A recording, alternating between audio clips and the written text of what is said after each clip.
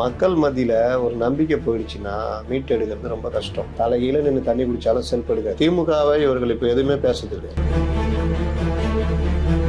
உங்கள் கட்சியில் வரவில்லையா, ஒரு உதயநிதி வரவில்லையா, ஏன் அடுத்து இன்ப நிதியை நீங்கள் ரெடி செய்யவில்லையா, ஏன் மிதுன் வந்தால் மட்டும் கோபப்படுகிறீர்கள் அப்படிலாம் பேசுவாங்க. இன்னும் ஒரு படி மேல போய் ஸ்டாலினுக்கு கோபம் வந்தால் இந்த ஆட்சி இருக்காதுன்னு ராஜேந்திர பாலாஜி சொல்றாரு. அனிதா ராதாகிருஷ்ணன் யாரு ஊயின்றாரு, யார் அவரு? ஒரு ஸ்பெஷல் வாஷிங் மிஷின் ஆர்டர் கொடுத்துக்கிறாங்க. இப்ப இருக்கிற வாஷிங் மிஷின்ல எண்ணெய் போட்டு துவைச்சாலும் வைத்தியலிங்கத்தையும் ஓபிஎஸ்ஸையும் சுத்தமா எடுக்க முடியாது. பத்திரப்பதிவுல ஒரு தப்பு நடக்குது, உடனே நடவடிக்கை எடுக்கிறாங்க, சிபிசிஐடி போலீஸ் போடுறாங்க. போன கவர்மெண்ட்ல ஒரு சொட்டு நகர்ந்திருப்பாங்களா? iPlus TV, India's #1 QLED TV. Crystal clear picture quality with 3-year replacement warranty. Smart voice, smart entertainment. நான்காம் துண் நேயர்கள் அனைவருக்கும் வணக்கம். இன்று நம் நிகழ்ச்சியின் சிறப்பு விருந்தினர் ஊடகவியலாளர் திரு முத்தலீஃப் அவர்கள் இணைந்துள்ளார். வணக்கம் சார். வணக்கம். அதிமுகவின் நிலைப்பாடு இப்ப என்னவா இருக்கு சார்? ஏன்னா இப்ப அதிமுகல இருந்து பல எம்எல்ஏக்கள் வந்து தாவைக்காக்கு போறதை பார்த்தோம். இப்ப மீண்டும் அதிமுக அவங்கள மீட்டு கொண்டு வர என்ன மாதிரியான முயற்சிகள் எடுத்துட்டு இருக்காங்க சார்? ரிமாண்ட் ஆகுறாங்க, ஜாமீன் போட்டு கூட்டு வரதுக்கு. மீண்டும் இரண்டாவது இடத்துக்கோ முதல் இடத்துக்கோ வருவதற்கான அதிமுக இரண்டாவது இடத்துக்கு முதல் இடத்துக்கு வர்றதுக்கா? அவர் எடப்பாடி பழனிசாமி தான் கேட்கணும். மக்கள் மத்தியில ஒரு நம்பிக்கை போயிடுச்சுன்னா மீட்டெடுக்கிறது ரொம்ப கஷ்டம். தலைகீழ நின்று தண்ணி குடிச்சாலும் செல்ஃப் எடுக்காது. ஜனங்க ஒரு முடிவுக்கு வந்துட்டாங்கன்னா முடிஞ்சிடும். நீங்க சீமான் எடுத்துங்க, கரடியா கத்துறாரு, இளைஞர்கள் இருக்கிறாங்க அதுன்னு. மக்கள் ஒரு முடிவு பண்ணி வச்சிருக்காங்க. இது இவர் அவரும் ஆட்சிக்கெல்லாம் அவரு 234 தொகுதியில வேட்பாளர் நிறுத்துறாரு. ஆனாலும் தொகுதிக்கு அவருக்கு இவ்வளவு ஓட்டு தான் அப்படின்ற மாதிரி தான் போகுது. வைகோ வெறும் எழுச்சியாக 93 வெளியே வந்தார். பாதி திமுக உடஞ்சி அவர்கிட்ட போச்சு. ஜென்சி சொல்றாங்களா, அந்த ஜென்சி ஃபுல்லா அவர்கிட்ட தான் இருந்தாங்க.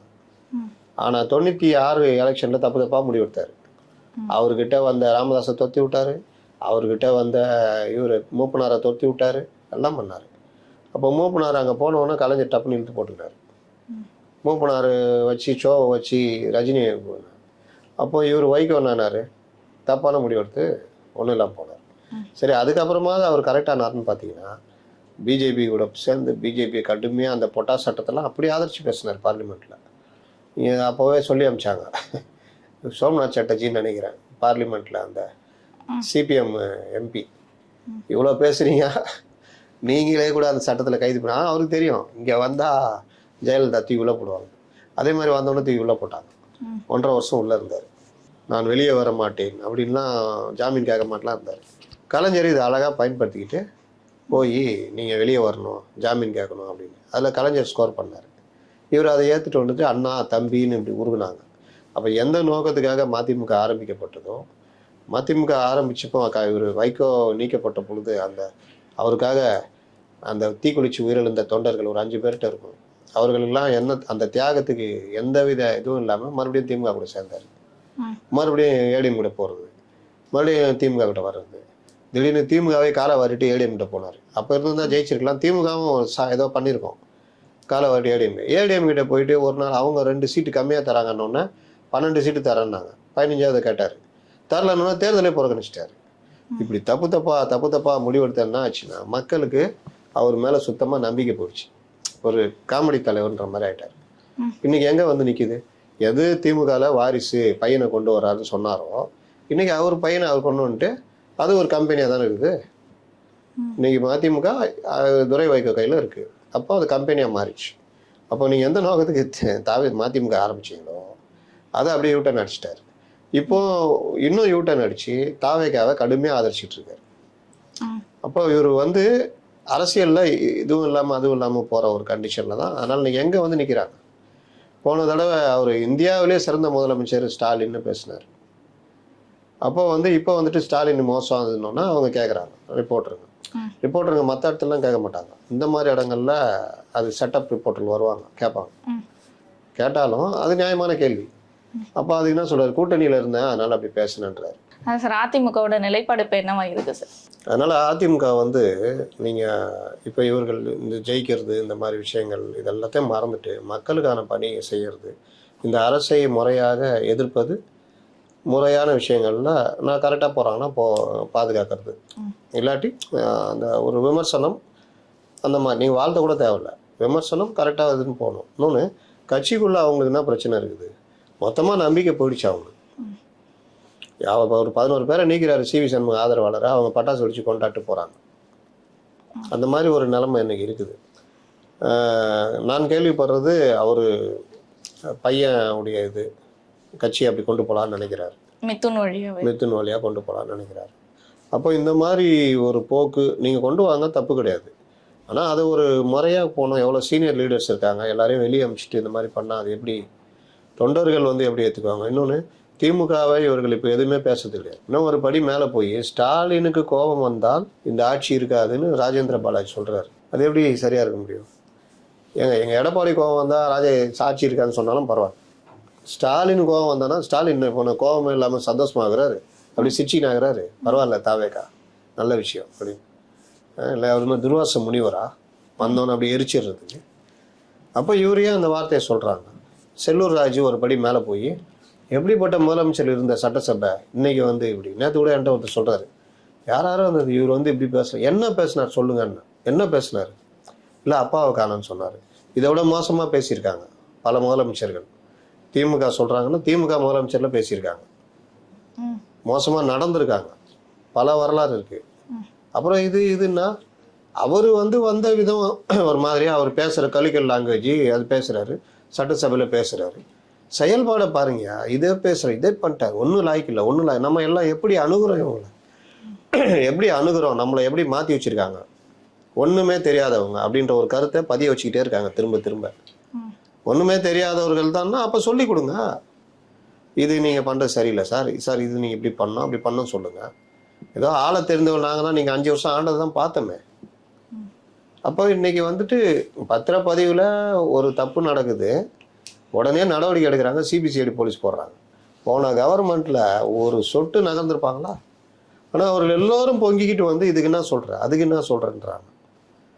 இந்த மாதிரி பல விஷயங்களில் இவர்கள், அவர் சொன்னார்ல அற்புதமான முதலமைச்சர்கள், பண்பாடு மிக்க முதலமைச்சர்கள்னு வரிசையாக அடுக்கிறார். பொதுவாக அதிமுகவினர் அப்படி அடுக்கும்போது என்ன சொல்லுவாங்க, காமராஜர், ராஜாஜி, அண்ணா, எம்ஜிஆர், ஜெயலலிதா அதோடு நிறுத்திக்குவாங்க.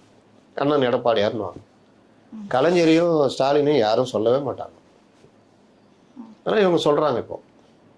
அப்போ நீங்கள் உங்கள் தொண்டை எப்படி உங்களை பார்ப்பான்? நாளைக்கு ஏதாவது ஒன்று சேர்ந்தீங்கன்னா உங்கள் தொண்டை இது பண்ணும். அப்போ இந்த நான் சொன்ன அந்த மதிமுக உதாரணம் சொன்னேன்ல, அதுதான். நீங்கள் திமுகவோட போய் கூட்டுக்கிட்டோ இல்லை ஏதாவது பண்ணீங்கன்னா திமுகவுக்கு நஷ்டம் வராது. ஏன்னா தாய் கழகம் உங்களுக்கு துரத்தி விட்டதுனால தான் அந்த கட்சியை உருவாச்சு. ஏடிஎம்கேக்கு பெரிய டேமேஜ் வரும், ஏற்கனவே டேமேஜ், இதோட இது சேர்ந்தா இன்னும் டேமேஜ். நீங்க சொன்ன மாதிரி அவர் மகனையும் கொண்டு வந்தா இவரு திமுகவா வாரிசு அரசியல் சொல்லி தான் விமர்சிப்பாரு. இப்ப அதுவே இவர் பண்ற மாதிரி ஆயிடும். பண்ண முடியாது, பேச முடியாது. இந்த தடவை அதிமுக ஆட்சிக்கு வந்திருந்தா அவர் நல்ல பவருக்கு வந்திருப்பாரு மித்துல். அதாவது நேரடியாக கட்சி நிர்வாகத்துக்குள்ள வரலனாலும் அவர் தான் அப்படின்றது எல்லாருக்குமே தெரியும். ஏன்னா வேட்பாளர் தேர்வுலேருந்து பல விஷயங்கள் அவர் இருந்தார் அப்படின்றது. அப்போ ஆட்சி வந்திருந்தா அது வேற மாதிரி ஆயிருக்கும், எல்லாரும் ஏற்று இருந்திருப்பாங்க. சிங்க தலைவன் ஏன் வரக்கூடாதா, உங்கள் கட்சியில் வரவில்லையா, ஒரு உதயநிதி வரவில்லையா, ஒரு ஸ்டாலின் வரவில்லையா, ஏன் அடுத்து இன்ப நிதியை நீங்கள் ரெடி செய்யவில்லையா, ஏன் வைகோ அவர் பையனை கொண்டு வரவில்லையா, ஏன் மிதுன் வந்தால் மட்டும் கோபப்படுகிறீர்கள் அப்படிலாம் பேசுவாங்க. அதனால இப்போ எல்லாரும் பிரச்சனையாகி வெளியில போனதுனால அவர் இப்படி ஆதிக்கம் அது இதுன்னு பண்றாங்க. முக்கிய தலைவர்கள், அமைச்சர்கள், முன்னாள் அமைச்சர்கள் எல்லாருமே இப்ப தாவேக்கா சைடு போயிட்டாங்க சார். இங்க முகமா அதிமுகவின் அடையாளமா இருந்த பலர் இப்ப தாவேக்கால இருக்காங்க. ஆனா அதெல்லாம் எப்படி ரீப்ளேஸ் பண்ண போறாங்க? இப்ப புதுசா போட்டாலும் அவங்களுக்கு வந்து அது வந்து பலம் கொடுக்குமா? இது ஃபர்ஸ்ட்ல இருந்து இன்னும் உருவாக்குற மாதிரி விஷயம் நான் சொல்லிடுறேன். திமுகல கூட முகமாக லோக்கல்ல செல்வாக்காகன்னு கூட சொல்லிக்கலாம். அதிமுகவில் ரெட்டையில எம்ஜிஆர், ஜெயலலிதா தான். முகமாக வந்தவர்கள் எல்லாம் பெரிய மக்கள் தலைவர்களாக இதெல்லாம் இருக்க முடியாது. இப்போ அனிதா ராதாகிருஷ்ணன் அங்கே ஜெயிச்சாருன்னா நீங்கள் அவர் என்னதான் வளர்னாலும் அனிதா ராதாகிருஷ்ணன் ஒரு செல்வாக்கு அங்கே இருக்கும், தனிப்பட்டது. நேருனா நேருக்கு ஒரு இது இருக்கும், இந்த மாதிரி ஒரு இது உண்டு. இப்போ திமுகவில் உள்ள பிரச்சனை வருது, இப்போ வரைக்கும் செதறதா? ஆனால் திமுக அதில் இன்னொரு உஷாராக ஒரு விஷயம் பண்ணுறாங்க. எங்கே நம்ம கையை தூக்கணும், எங்கே கையை தூக்கக்கூடாதுன்றது தெரியுது. ஆட்சியில் இருந்திருந்தால் 10 மாவட்ட செயலர் தூக்கி போட்டிருந்தாருன்னா கம்முன்னு இருப்பாங்க. இப்போ தூக்கி போட்டால் ஏடிஎம்கே மாதிரி ஆகும். அப்போது அந்த இடத்துல திமுக அப்படியே போகுது. அப்படியே இரும்பு கரம் அப்படி இப்படின்னாலும் இரும்பு கரத்தெல்லாம் வச்சு ஒன்றும் பண்ண முடியாது. ஒன்று யதார்த்தம் தெரியுது, கம்முனுக்குறாங்க. இவர் என்ன பண்ணுறாரு, எங்கூர் ராஜா சிவாஜி மாதிரி யாரையும் நம்பி நான் பிறந்தேன்னு போங்கடா போங்கன்றார். என்ன தலைவரே அவர் போகிறார், போட்டோம் போக சொல்லு, யார் நம்பி இருக்குது கட்சி அப்படின்றார். அது டேஞ்சர். அது அவங்க சைடு. இவங்க என்ன நினச்சிக்கிறாங்க, நம்ம தான் பெரிய ஆள் என்றான். சரி என்னப்பா ஏன்பா போகிற, திமுகவுக்கிட்ட போய் சேர்றாங்களாங்க. தலைவர் ஆரம்பித்த கட்சி, தலைவி வழி நடத்தின கட்சி, அந்த கட்சியை கொண்டு போய் திமுக சேர்க்குறாங்களே, எனக்கு வயிறு எரியுது அப்படின்றாப்புல. சரிங்க என்ன பண்ணலாம், அதான் தாவேகா போகலான்ருக்கிறேன். ஓ அதிமுகவில் பிரச்சனை, உன் அதிமுக அழிகிறாரு நீ சொல்கிற, அப்புறம் எதுக்கா தாவேகாவுக்கு போகிற, நீ தானே கை விட்டு ஓடுற, அதிமுக கை விட்டு ஓடுற, அப்புறம் என்ன உனக்கு என்ன ரைட்ஸ் இருக்குது? அதுக்கு பார்த்தா எடப்பாடியே தேவையில்லைன்னு சொல்லலாம். அது அதிமுகவில் இருந்துக்கின்னு கடைசி வரைக்கும் வைக்க மாதிரி இருந்துட்டு போகலான்னு நினைக்கிறாரு. அப்போது இந்த மாதிரி விவகாரங்களில் தலைமையும் போகிறவங்கள அரவணைச்சு கொண்டு போகணும். இந்த மாதிரி சதற பார்ட்டிகளும் சுயநலம் வரும். இது இழப்பை 96 அதிமுக சந்திச்சிருக்கு. அன்னைக்கு ஒரு தலைமை இருந்ததுனால 98 டக்குன்னு எந்திச்சு நின்ட்டாங்க. இவர் எப்படி எந்திரிச்சு நிற்பாருன்னு தெரியல. ரெட்டையிலைக்கு ஓட்டு போடுறவன் எந்த காலத்தையும் திமுக ஓட்டு போட மாட்டான். அப்படி ஒருவேளை திமுக கூடலாம் இவங்க ஏதாவது கூட்டுக்கிட்டு வச்சாங்கன்னா அவன் தாவேக்காக்கோ இல்லை அண்ணாமலைக்கோ இல்லை போடான்னு சீமானுக்கோ யாருக்காக போட்டு போயினே இருப்பான். ஏன்னா இந்த ஒரு மரபே இருக்கே சார், உண்மையான எம்ஜிஆர் தொண்டர்கள் யாரும் அதிமுகவை விட்டு திமுகவுக்கோ இல்லை மற்ற கட்சிக்கோ போக மாட்டாங்கன்ற ஒரு மரபே இருக்கு இல்லையா? இதெல்லாம் போயிருக்காங்க. இன்னைக்கு இருக்கிற 11 பேர் யாருங்க? திமுகவை வழி நடத்தியது யாரு? அனிதா ராதாகிருஷ்ணன் யாரு? ஊயின்றாரு யார் அவரு? 2008 9 போனவர், திமுக அதிமுக இருந்து அங்கே போனவர். KKS யாரு? ராஜகண்ணப்பன் யாரு? சேகர் பாபு யாரு? முத்துசாமி யாரு? OPS தங்க தமிழ் செல்வன் அடிக்கினே போகலாம். புரியுதா? அதெல்லாம் அதாவது இவரு வைத்திலிங்கம். இப்போ இந்த போனவங்க மறுபடியும் தாவேக்காக்கு வரலான்னு தீர்மானிச்சுட்டு இருக்காங்க. இப்போ ஒரு 3வது கட்சியா வந்திருக்கு. இப்போ இடமாற்றம் அதிமுக திமுகன்னு இருந்தது, இப்போ 3வதா ஒரு ஆப்ஷன் தாவேக்கான்ற மாதிரி வந்திருக்கு. இப்போ ஆனா அவங்களும் ஒரு ஸ்பெஷல் வாஷிங் மிஷினுக்கு ஆர்டர் கொடுத்துக்கிறாங்க. இப்போ இருக்கிற வாஷிங் மிஷினில் எண்ணெய் போட்டு துவைச்சாலும் வைத்திலிங்கத்தையும் OPSையும் சுத்தமாக எடுக்க முடியாதான். அதனால ஸ்பெஷல் வாஷிங் மிஷின். ஆனா OPS அவர்களே தாவேக்கா சைடு போற மாதிரியான பேச்சுகள்லாம் வந்துட்டு இருக்கே சார்.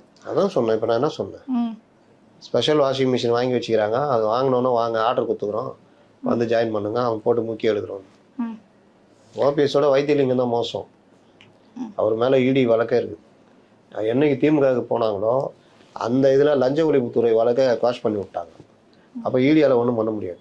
இப்போ இவங்க என்ன பண்ணணும், லஞ்ச ஒழிப்புத்துறை வழக்கை போடணும் வைத்திலிங்கம் மேலே, அப்போ தான் ED ஒர்க் பண்ண முடியும். ஆனால் இவர்களை அவரை கூப்பிட்டு சேர்த்துக்கிட்டாங்கன்னா என்ன தீய சக்தி என்ன தூய சக்தி, இந்த சிக்கல்லாம் இருக்குது. அரசியல்ன்றது ரொம்ப சிக்கலான விஷயம். முள்ளு மேலே சேலையை போட்ட மாதிரி லஞ்சத்தை ஒழிப்பேன்னு சொல்லிட்டு நீங்கள் கீழே கொண்டு போயெல்லாம் இம்ப்ளிமெண்ட்லாம் பார்த்து தான் பண்ணணும். பாதி பேர் வேலை செய்ய மாட்டான்.